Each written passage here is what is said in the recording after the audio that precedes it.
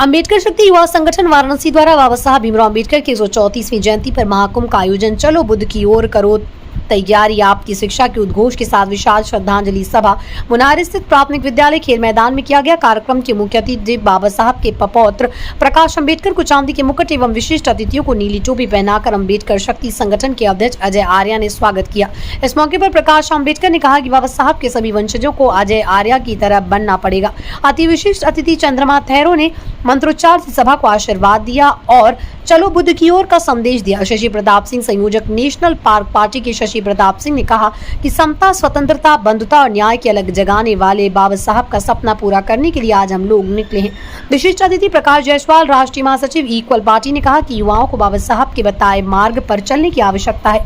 विशिष्ट अतिथि दीदी वंदना सिंह, राष्ट्रीय अध्यक्ष महिला मैच नेशनल रोड पार्टी ने कहा कि महिलाओं को जब तक पुरुषों से ज्यादा अधिकार नहीं मिलेगा तब तक देश में महिलाओं का हिंसा खत्म नहीं होगी। विशिष्ट अतिथि अदिति के प्रसाद, पूर्व एडिशनल कमिश्नर सेल टैक्स ने भी अपने विचार व्यक्त किए। कार्यक्रम आयोजन अम्बेडकर शक्ति व संगठन के राष्ट्रीय अध्यक्ष अजय आर्या ने कहा कि मेरे युवा संगठन का एक लक्ष्य बाबा साहब के अधूरे सपने को पूर्ण करने का है। भगवान बुद्ध और संविधान निर्माता बाबा साहब को पुष्पांजलि अर्पित की गई। हमारा संगठन एक ऐसा संगठन है जो सभी वर्गों के लिए चलाए जा रहे हमारे संगठन का मुख्य उद्देश्य घर घर शिक्षा पहुँचने का है। संगठन उन सभी असहाय बच्चों को संपूर्ण शिक्षा की सामग्री और पढ़ने में जो भी बाधाएं आ रही है हमारा संगठन पूरा करेगा और सभी बच्चों को शिक्षा की ओर ले जाएगा। कार्यक्रम में मुख्य रूप से राष्ट्रीय अध्यक्ष अजय आर्या, सूबेदार बागी, संदीप कुमार भास्कर, सुनील कुमार बौद्ध, योगेंद्र कुमार जायसवाल, मनोज कुमार, दिलीप कुमार भारती, गणेश राज, धर्मेंद्र कुमार, चंदन कुमार, विशाल, कपिल कुमार, जुगनू प्रसाद, समस्त प्रदेश अध्यक्ष व प्रदेश सचिव, जिला अध्यक्ष व जिला सचिव तथा ग्राम अध्यक्ष, ग्राम सचिव, ग्राम प्रधान सहित हजारों लोग मौजूद रहे। अध्यक्षता मीडिया प्रभारी गणेश राज द्वारा की गई।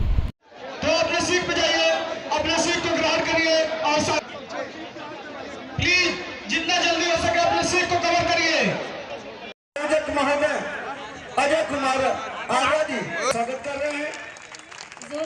जोरदार बजा के स्वागत करें। बहुत बहुत धन्यवाद।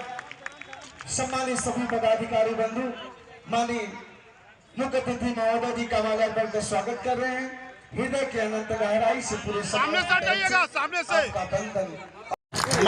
मैम जोरदार ताली बजा के आप लोग स्वागत करें। बड़ा ही मनोरम दृश्य।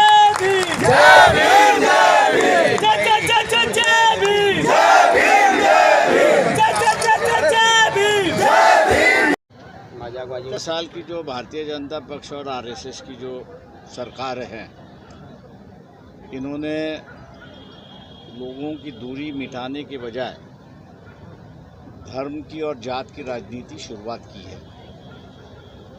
और इसकी वजह से जो है वो लोग दोबारा ना सिर्फ अपनी जात को खोज रहे लेकिन अपना जात का इतिहास भी खोज रहे हैं और उसी को लेके मेरे ख्याल से यहाँ तानाशाही हो रही है और एक दूसरे पर टिप्पणी हो रही है। इतिहास के जो व्यक्ति है उसने अपनी ज़िंदगी गुजारी उनको जैसे चाहिए थी। अब हम लोग जो है उन्होंने गुजारे हुए ज़िंदगी पर अपनी टिप्पणी करके समाज की व्यवस्था बिगाड़ रहे, ऐसी एक परिस्थिति है। तो इस पे जो है वो सरकार ने अपना खुद का रवैया बदलना चाहिए, धर्म और जात की राजनीति छोड़नी चाहिए और लोगों के विकास की राजनीति की शुरुआत होनी चाहिए, ऐसा मैं मानता हूँ। राणा सांगा का विवाद था, अभी एक नए फिल्म मेकर हैं अनुराग कश्यप, उन्होंने भी एक आरोप लगाया है कि जो कुछ लोग हैं वो फूले भाई फिल्म बना रहे थे, उसको लेकर भी उनको सेंसर परेशान कर रहा है। तो क्या देख रहे हैं, अभी भी उन चुनौतियों का सामना करना पड़ा? जो सवाल ऐसा है कि महात्मा फुले और सावित्रीबाई फुले की जो फिल्म बनी है उसमें सेंसर बोर्ड अपने खुद के विचार लाना चाहती है। उस फिल्म जो है महाराष्ट्र सरकार की ओर से और बीजेपी का वक्त जब था उन्होंने ही समग्र वाग्मय करके महात्मा फुले और सावित्रीबाई फुले की जो है वो पूरी इतिहास उन्होंने लिखी है और उसी के आधार पर ये फिल्म है। अब सेंसर बोर्ड जो है उसमें 4 चीज़ों की कट मांग रहा है कि जो वो किताब में पहले ही लिखी हुई है। तो चर्चा ये चल रही है कि सेंसर बोर्ड अपनी खुद की विचारधारा लागू करेगा या शासन मान्यता विचारधारा जो है उसी पर आधारित फिल्म है उसको वो मान्यता देगा। ये विवाद मेरे ख्याल से महात्मा फुले सावित्रीबाई फुले की फिल्म पे चली हुई है। वक्फ बोर्ड को लेकर भी एक बड़ा विवाद चल रहा है। एक संसद और सुप्रीम कोर्ट के भी बयान होने लगा कि सर्वोच्च कौन है, तो क्या देख रहे हैं इस पूरे मामले को लेकर? देखिए भाई, हिंदू धर्म के अंदर भी कहीं पंथ है, कई विचारधारा है, और कई पंथ और कई विचारधारा के अपने खुद के मंदिर बने हुए हैं। कई मामले सुप्रीम कोर्ट में गए तो सुप्रीम कोर्ट ने ये कहा कि ये मंदिर है इसलिए सभी हिंदू उसको दर्शन पे आ सकते हैं।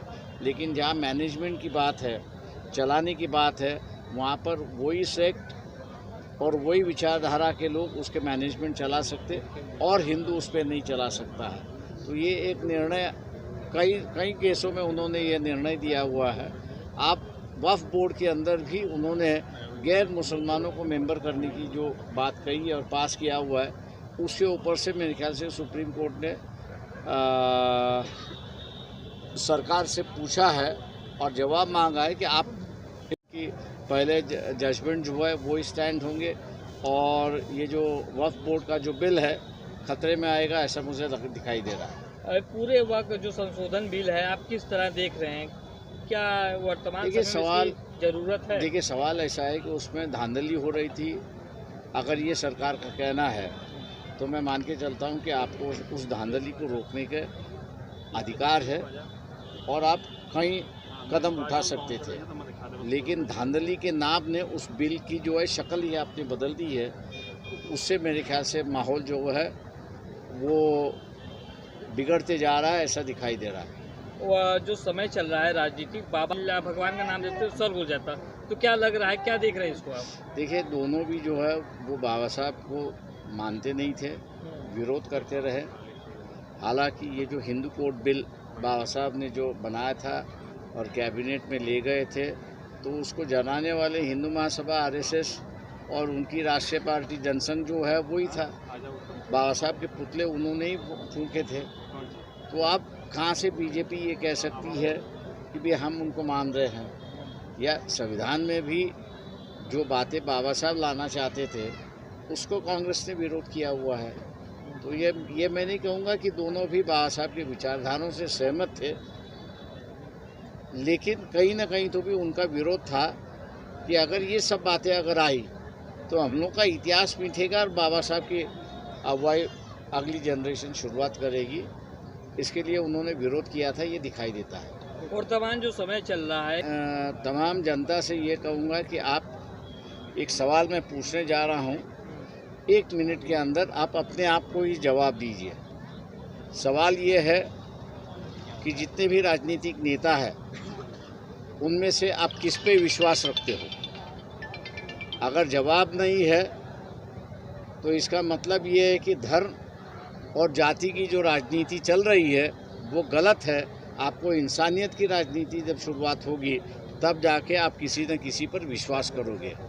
तो ये मैं समझता हूँ कि हर भारतीय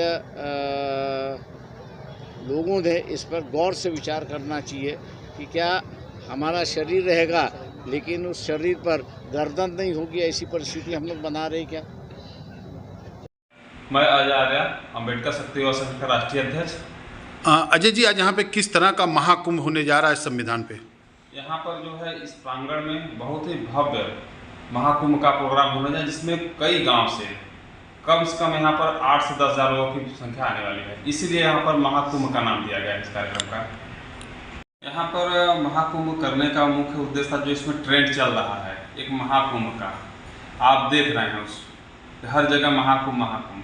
हम लोग भी सोचे उसी ट्रेंड में हम लोग चले और बाबा साहब का महाकुंभ करेंगे लोग। क्या ये महाकुंभ हुआ है, क्या इससे हमारे संविधान का, या यूँ बात कहे तो जो हमारी अंदर एक फुटमत्ता पैदा होगी उसको एकजुटता मिल पाएगी? जी जरूर एकजुटता मिलेगी और हम लोग वही सबको एकजुट करने के लिए यह महाकुंभ कर रहे हैं। अजय आर्या जी, बात की जाए तो जिस तरह से 2027 का चुनाव आगे, कोई और तैयारी तो नहीं है आपकी? नहीं, ऐसी कोई तैयारी नहीं है। चुनाव का कोई मुद्दा ही नहीं। हम लोग को बस शिक्षा पर काम करना है और हमारा संगठन शिक्षा पर काम करना है। अम्बेडकर शक्ति युवा संगठन किस तरह से काम करती है?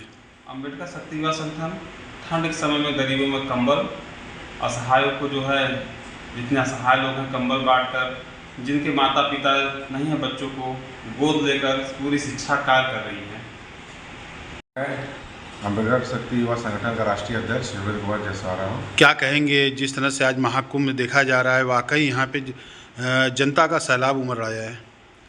इसमें सबसे जो महत्वपूर्ण योगदान है हमारे मीडिया प्रभारी श्री गणेश रस जी का अतुल्य योगदान रहा है, और इसके अलावा हमारे जितने भी कार्यकर्ता हैं और जितने भी प्रदेश अध्यक्ष, ग्राम अध्यक्ष, ग्राम सचिव और लोगों को चुनाव किया है, वो सभी मेहनत और लगन से कर रहे हैं, और डोर टू डोर जाकर लोगों को आमंत्रित किया और बताया कि भाई आप महाकुंभ किया जा रहा है अम्बेडकर जी का, आप इसमें सम्मिलित हुई और समाज को एक नई धारा प्रदान कीजिए। मेरा नाम गणेश राज, मैं मीडिया प्रभारी अम्बेडकर शक्ति युवा संगठन से। आपका मेहनत कितना सार्थक लग रहा है? सर सार्थक मेहनत हमारा 200% सफल है। एक बहुत बड़ी चुनौती थी हम लोगों के सामने, क्योंकि हमारे संगठन के जो अध्यक्ष हैं अजय आर्या जी और जितने भी पदाधिकारी हैं, सबके लिए एक बहुत बड़ा चुनौती का काम था, क्योंकि हम लोगों ने आज से पहले इतना बड़ा कार्यक्रम अपने जीवन में नहीं किया था, और इतनी बड़ी हस्ती बुलाने के लिए हम लोग जो डोर टू जा करके लोगों को बताया, और इतनी धूप में लोग अपना समय दे करके आए बाबा साहब को देखने के लिए, और बाबा साहब ने हमारे लिए समय निकाला, उसके लिए हमारा संगठन पूरा बनारस आजीवन उनका रेडी रहेगा।